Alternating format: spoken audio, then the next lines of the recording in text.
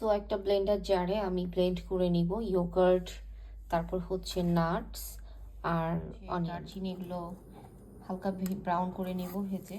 So এখন হচ্ছে আমি যে ব্লেন্ড করে নিয়েছিলাম এগুলো দিয়ে দিব।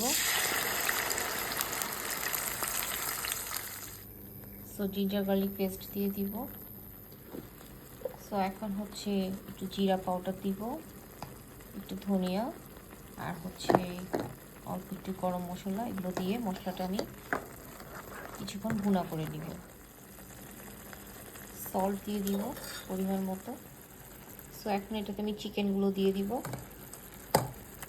যেহেতু এটা চিকেন কোরমা, সো চিকেনগুলো দিয়ে দিতে হবে।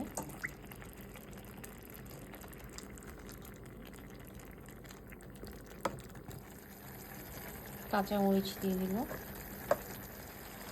সো এটা এখন ঢেকে দিতে হবে।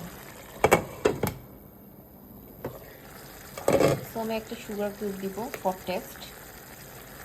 এটার কালারটা এরকমই হবে যেহেতু এটা চিকেন কোরমা।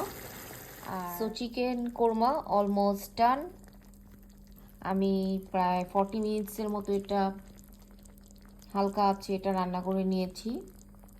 আর এটার কালারটা এরকমই হবে, কাঁচামরিচ দাওতে এটা একটু হালকা কালারটা চেঞ্জ হয়ে গিয়েছে। সো এটা রুটি দিয়ে বা ভাত দিয়ে খেতে বেশ মজা লাগবে।